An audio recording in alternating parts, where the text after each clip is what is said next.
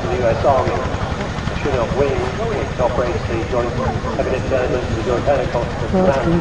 It's based at RFL in the Mechanical with 3 squadrons, 7, 18 and 27, and the operational diversion flight. And you see the rearward back